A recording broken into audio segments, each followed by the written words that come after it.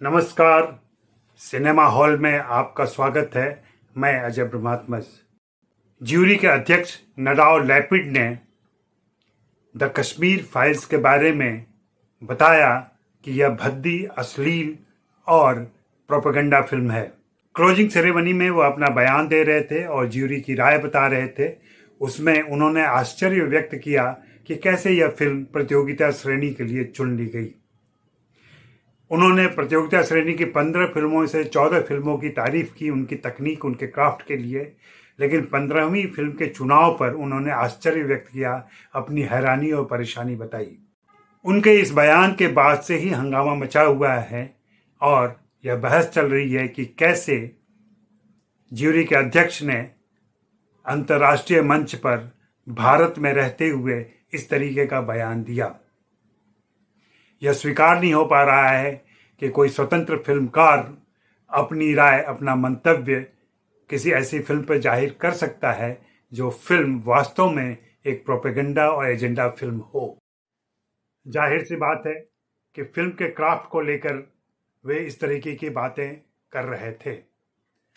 दुर्भाग्य की बात है कि इस मामले को लोगों ने कहीं न कहीं भारत के प्राइड से जोड़ लिया। दूसरा, द कश्मीर फाइल्स, जिसे वर्तमान सत्ता का समर्थन हासिल है, हम देख चुके हैं इसके रिलीज के समय कैसे खुद प्रधानमंत्री नरेंद्र मोदी ने इस फिल्म का समर्थन किया था और बताया था कि एक इकोसिस्टम इस फिल्म के खिलाफ लगा हुआ है।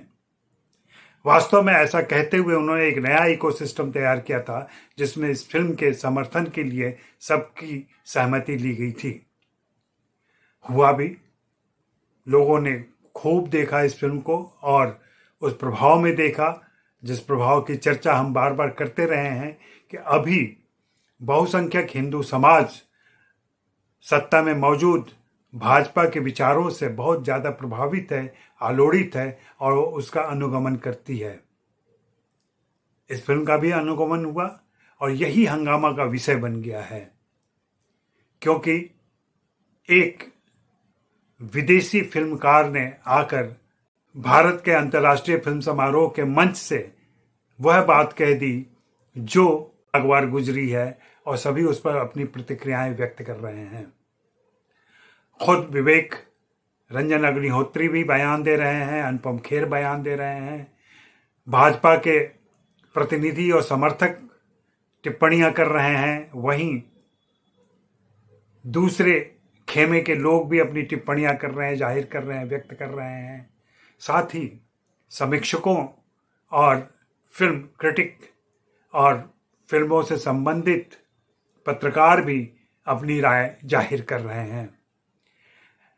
कहीं न कहीं इसमें सारा मामला कहीं पीछे छूट रहा है और यह देखा जा रहा है कि क्यों भारत आकर, भारत के आवभगत लेकर, भारत के सेवा सत्कार को स्वीकार करने के बाद नडाव लैपिड ने इस तरीके का बयान दिया।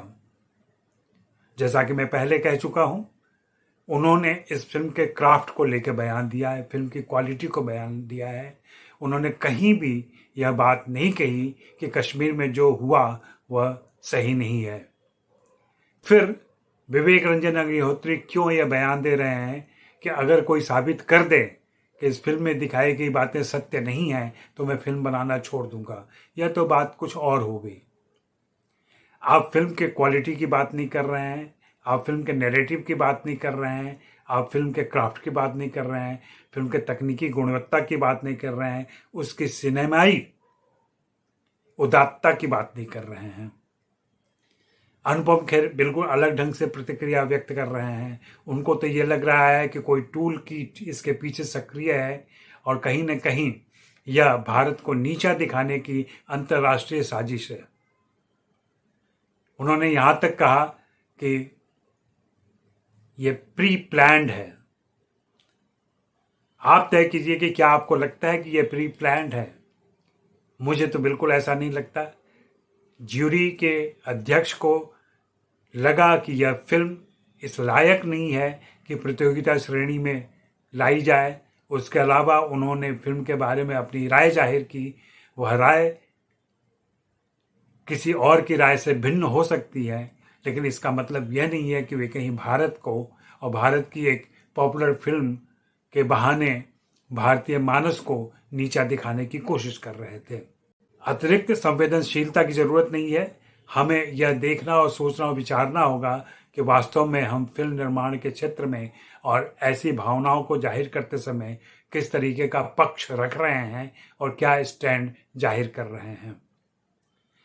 द कश्मीर फाइल्स के बारे में मेरी राय स्पष्ट है। शुरू से ही मैंने कहा कि यह एक एजेंडा फिल्म है, प्रोपेगेंडा फिल्म है और फिल्म क्राफ्ट के हिसाब से कमजोर फिल्म है। आप मेरे रिव्यू को सुन सकते हैं फिर से, और यही सारी बातें मैं आज भी दोहराऊंगा कि इस पर ज़्यादा संवेदनशील होकर प्रतिक्रिया देने के बजाय हमें गहराई से सोचना चाहिए कि ऐसा क्या था जो ये गुब्बारा एक पिन लगने के साथ फट गया।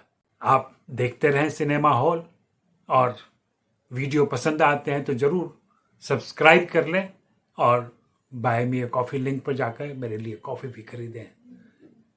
शुक्रिया, मेहरबानी, धन्यवाद।